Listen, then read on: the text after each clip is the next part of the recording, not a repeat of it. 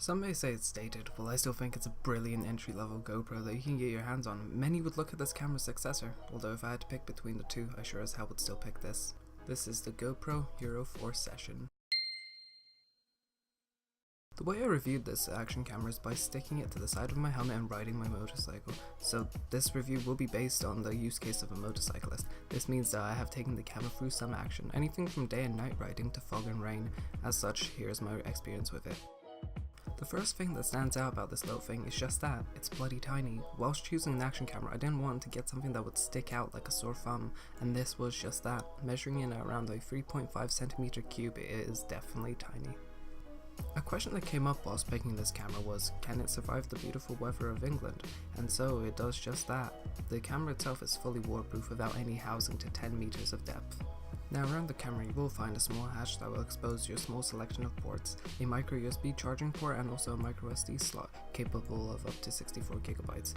There are also two buttons around the entirety of the camera, one for recording, the other for information. There is also a small LCD screen for basic information to be seen.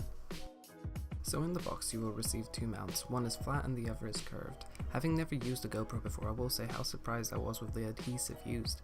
I stuck it to the side of my helmet and it hasn't shown any weakness. Yet. Time will tell.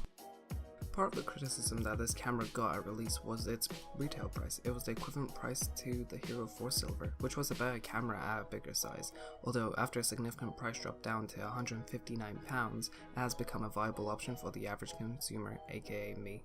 Because of this, the Hero4 Session is in a league of its own. With a camera capable of up to 1440p video, it is more than good enough for my views, although it does suffer quite vividly in nighttime scenes.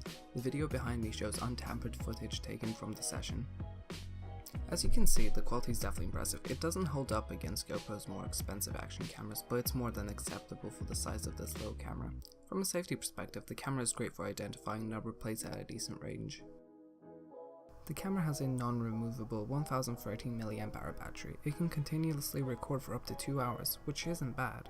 Power is conserved when not recording because there is no standby mode, it's either on or off. Although something that bothered me over the time of using this camera was the hatch. The point I'm trying to make is that attaching a small battery pack to the helmet would prolong the battery life heavily, although to do so you need to have the hatch open, a minor annoyance. This brings me to my next point, the audio. Firstly, the Session is equipped with dual microphones, which is definitely helpful, but realistically nothing is going to block the wind whilst riding. But nonetheless, they are good microphones to capture some audio. For any aspiring moto vloggers, I must sadly burst your bubble. This is not the camera for you. To connect a microphone to this is a hassle to say the very least. Now many would yell at me and say, why not get the Hero5 Session? Well, personally, the camera is not for me. Also, I might have gone the Hero4 Session a month before the new Session came out, but we don't talk about that. Anyway, the Hero5 Session does pack some cool features like image stabilization, 4K video and voice control, but is that necessary for my use? No, most of the time I use this GoPro as a dash cam, nothing more, nothing less. Although the ultimate reason I didn't get the new Session was because it cost £100 more. Now, are those features worth £100 more? I don't really think so. So would I recommend this camera? Well, it depends for what you are going to use it for. The aspect to GoPro says that it tailors to different use cases. For mine it's perfect, but for yours, well, I don't know you.